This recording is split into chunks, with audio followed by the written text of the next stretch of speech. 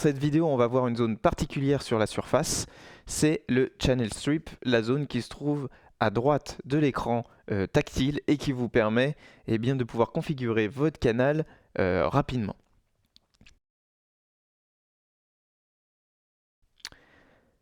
Alors, configurer le canal rapidement, vous allez voir, moi je trouve quand même que c'est un petit peu moins pratique que sur l'X32 et un peu moins rapide. Alors, qu'est-ce qu'on retrouve sur ce Channel Strip? Eh bien, le Channel Strip, il est composé ici de différentes LED et de vues-mètres avec un petit écran. Cet écran n'est pas tactile, mais il vous permet de retrouver toutes les informations nécessaires au réglage du paramètre que vous êtes en train de régler. Sur les LED, on retrouve tous les modes de votre entrée. Si je prends une entrée ici d'un chanteur, on retrouve ici le numéro du canal en question, le titre, les symboles, la couleur. Donc tout est identique à ce qu'on peut retrouver sur l'écran si ici je vais dans Home. On retrouve exactement la même figure ici sur l'equalizer. Donc on va savoir, est-ce qu'il est envoyé sur le main? Est-ce qu'il est en mode alternatif ou pas au niveau de son entrée? Est-ce qu'il y a l'alimentation fantôme qui est activée? Est-ce qu'on est inversé? Est-ce que c'est un bus ou un canal stéréo ou mono? Est-ce qu'on a des filtres d'activer? Est-ce qu'on a l'equalizer qui est activé? Donc on va retrouver ici, est-ce qu'il y a un delay? On va retrouver toutes les informations, le niveau d'entrée de notre canal, le niveau audio, hein. Ici on retrouve est-ce que la gate est activée ou pas. Et puis on voit ici que les envois vers les bus, donc en l'occurrence celui-ci est envoyé vers le bus 10. On va retrouver les groupes, donc est-ce que c'est envoyé sur des mains? Est-ce qu'il y a des automix? Est-ce qu'il est sur un DCA? En l'occurrence on le voit, c'est le DCA numéro 3. Et est-ce qu'il est muté? Donc voilà pour la première partie du haut. Ensuite on va se retrouver avec ici une première combinaison de boutons et encodeurs qui vont correspondre à chacun des traitements sur notre entrée. Donc directement l'input, le filtre, le gate, hein, dans l'ordre en fait de traitement, l'ordre de traitement normal par défaut dans la console. Si on clique plusieurs fois sur un bouton, donc là par exemple je suis sur input, donc je retrouve mes deux paramètres d'entrée que je peux régler, le trim et la balance. Donc je vais pouvoir, en cliquant successivement sur entrée ici, enfin sur input, changer le paramètre que je vais vouloir bouger. Et après je peux le bouger avec ici mon potentiomètre, mon petit encodeur. Je peux y accéder aussi directement, je peux changer d'écran directement par... ici les boutons, les encodeurs sont tactiles. Donc je peux changer d'écran directement en touchant tout simplement l'encodeur. Par contre, si j'appuie plusieurs fois dessus ici, je ne vais pas changer le paramètre que je veux régler. Il faut vraiment que je clique sur le bouton Gate pour venir sélectionner le paramètre que je veux bouger. Et là, de la même manière, voilà mon reload. Si je veux le bouger, j'ai plus qu'à bouger cet encodeur. Donc, ça,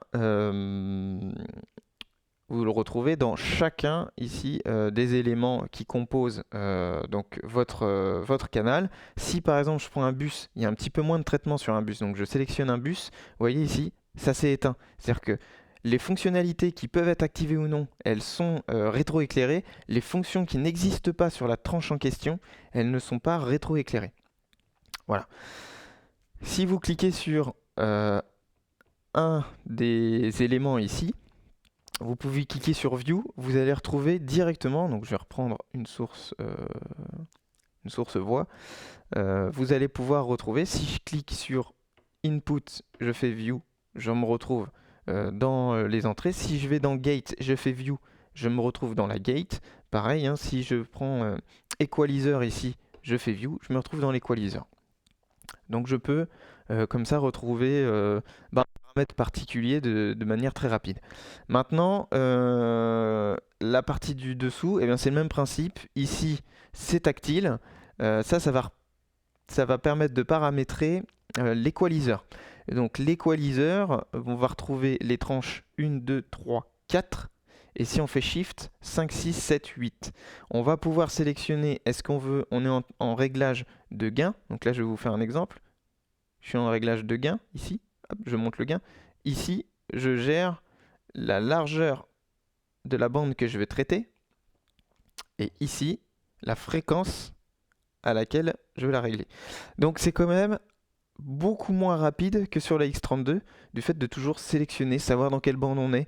Moi je trouve ça comme ça pas très lisible. Donc là vous pouvez activer ou non, alors c'est marqué, hein, il faut rester appuyé pour activer ou non l'équaliseur. Voilà.